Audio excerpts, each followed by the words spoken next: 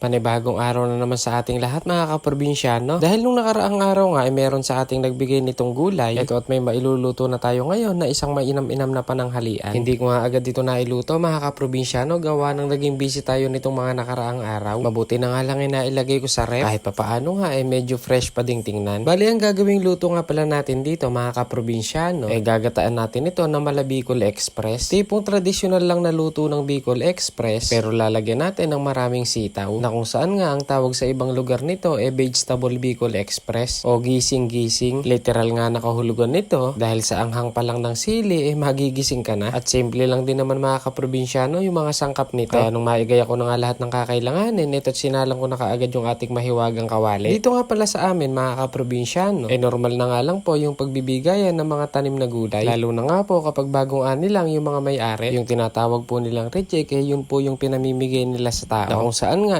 fresh pa at mapapakinabangan pa. Hindi lang naman yun humabol sa sukat ng pangbenta dahil napuputol lang naman yun at yung iba nga bumabalukto. Kaya shoutout po sa aking bayaw na nagbigay nito. Ito at mabalik na nga tayo mga kaprobinsyano dito sa ating niluluto. Bali sinangkotsa ko nga lang palang mabuti itong ating karning baboy sa bawang sibuyas, luya at kaunting alamang. Tapos inilagay nga itong sitaw at ilang pampalasa. At naglagay na nga rin ako ng isang basong tubig na kung saan nga para mapalambot pa natin itong sitaw. Dahil yung karne naman na isinahog natin napalambutan na kahapon pa at maya-maya nga lang din inilagay ko na itong kakanggata. 2 pack ng gata nga pala yung inilagay natin dyan mga kaprobinsyano. Sa ganun nga mas mapasarap natin itong ating Bicol Express na sitaw. At para hindi naman masyadong maanghang itong ating niluluto huli ko na nga palang inilagay itong sili na kung saan nga binabad ko pa sa tubig ng ilang minuto. Ganyan lang kabilis magluto ng Bicol Express mga kaprobinsyano. Basta wag lang natin mamadaliin yung pagluluto ng gata at para matagal ding mapanis itong ating ulam. At kapag ganyan na nga yung datingan ng ating niluluto pwede na nating tikman yan mga kaprobinsyano. Ito nga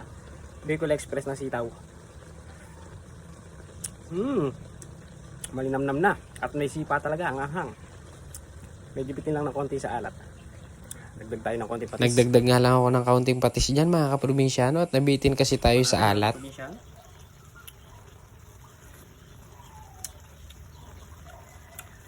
Talagang may sipa ang ahang na. Goods na mga kaprobinsyano. At dahil goods na nga yung ating niluluto, at sumaglit nga pala muna akong sumundo sa aking prinsesa. Sakto nga yung aking dating at labasan na pala nila. Kaya dali-dali na nga kaming umuwi ng bahay mga kaprobinsyano at tanghali na rin kasi. Kaya pagdating nga namin, agad-agad na rin akong nagsando. Ganito nga masarap ulamin itong Bicol Express mga kaprobinsyano. Lalo na nga kapag kaluluto lang at mainit-init pa. Ayun no, at pinlating pa nga ng bahagya. Abe ano pa hinihintay, tara't samahan nyo na po kaming mananghalian ng aking prinsesa. Kain na po tayo.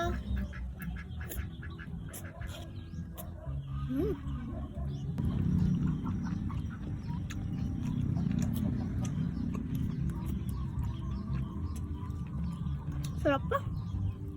Kain na po tayo mga kaprobinsyano. Bigay natin ito sili sa patis na may kalamansi. Mga kaprobinsyano. May sili na to. Itong ating Bicol Express na sitaw. Hindi ko inalatan. Tama lang yung timpla niya mga kaprobinsyano para masarap lagyan ng patis na may kalamansi. Saka itong sili. Kain po.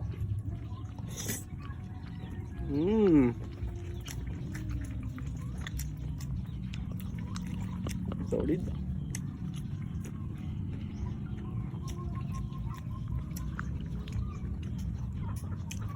Tapos ng sitaw mga kaprobinsyano. Favorite ko itong sitaw. Sili. Solid talaga sili. Sipa.